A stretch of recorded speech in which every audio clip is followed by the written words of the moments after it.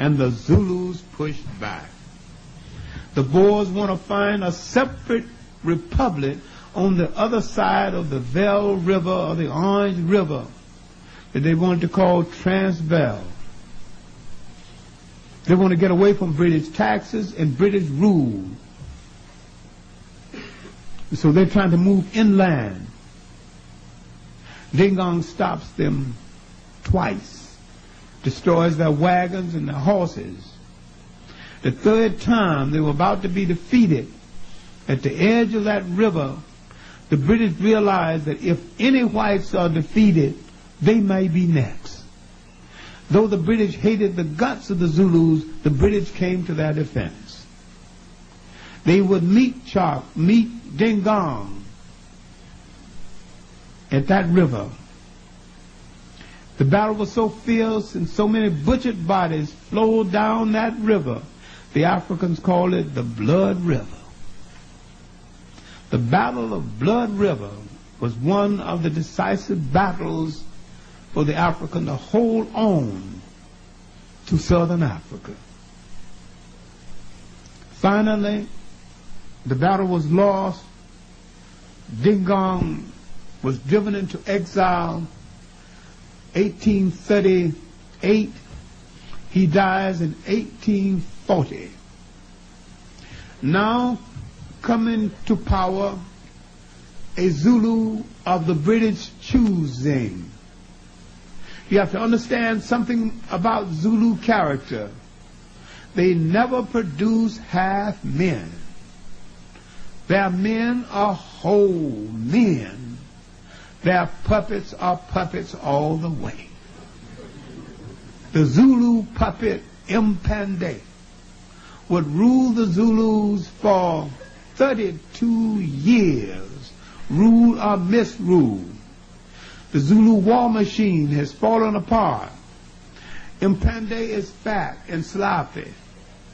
He does not marry the women assigned from the family designated to train women to marry into the king's household. He marries into the common women because he can discard them easily. He's a fat, beer-drinking, liquor-lapping slob. He is overweight, couldn't get out of the way of nothing. He is so naive, and the British wrote out his death warrant. And because he believed so much in the British, he signed it. So all right now, approaching 1870, he is becoming unpopular with the Zulus. He has produced a strong son who is now a favorite among the Zulus. The son is Cetshwayo. In 2 years, so much support is rallied around Cetshwayo that he dethrones his father and becomes king of the Zulus. Cetshwayo began to punish Zulus for being fat and sloppy, starts the Zulu war machine again, sets out to train the Zulu army again, sets out to avenge the reducing of his father to the status of a puppet. He is planning now the war against the British. It took him 4 years to get it all together. More than 4 years. He did not fight the battle until 1879. He knew the missionaries helped reduce his father to puppetry. So he's going to attack a missionary station, Roki's Drop. Now coming back into Zulu land, the Borlong warriors, these related Zulus who had previously fought with Clarke. Now the new leader is coming. Mamboza is old now. Well, I can't say he's old because he's near the age I am now, so I don't think I'm old. So the moderately young Mamboza, 74 years old, looking like a man of 30, comes back to offer help.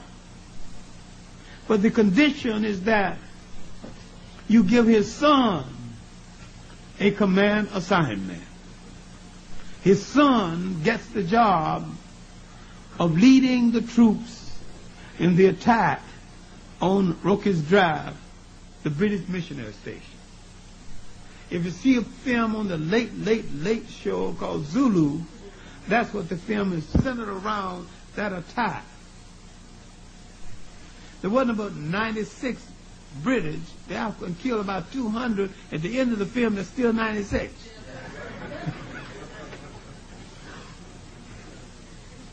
Mamboza goes to help Cachuwayo plan the big battle. Because this battle is, one battle is a rehearsal for the other battle at San Helvina.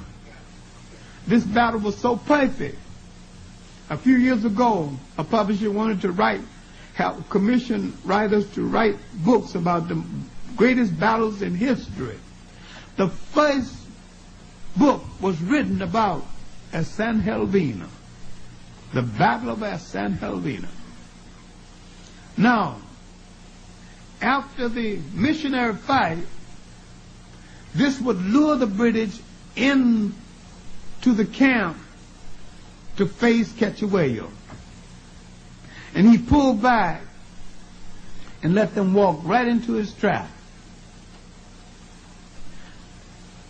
Mounted on this side, mounted on that side, the sea at the back, and facing it was Cachuwayo on a horse, just looking at them for 3 days.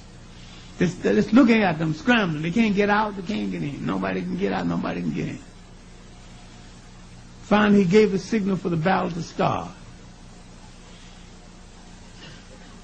Damn near everybody down there got killed, including Jerome Napoleon. Churchill wrote about this in a book called A Roving Commissioner. Churchill wrote exceptionally well in the years when he wasn't a cigar-smoking, senile drunk. He held the English language. Churchill was a good writer. His other book on the war in the Sudan called The River War, I call it the greatest piece of war reporting since Caesar came home from Gaul. He's a man of great talent. And when he went to Eton, he couldn't learn French, couldn't learn German. They said, I suppose you just concentrate on the English language. Just learn that and we'll be satisfied.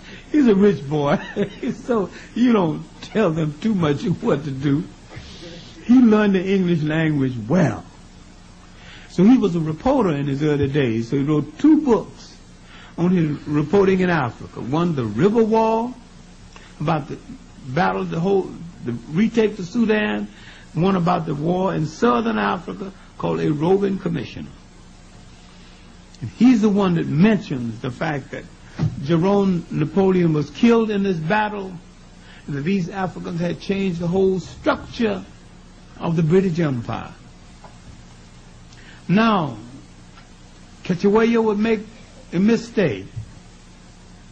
Same mistake Nkrumah made. He left Africa at the wrong time. Had Nkrumah stayed in Ghana, nobody would have been able to overthrow him. He could have rallied the people. Nobody would have been able to overthrow him. Cachuwayo went to London. Queen Victoria received him. The war wasn't too popular in England. British tailors vied for the honor of making him a British suit. And they did. And there's pictures of him in this British suit. Big, fat, tall Zulu.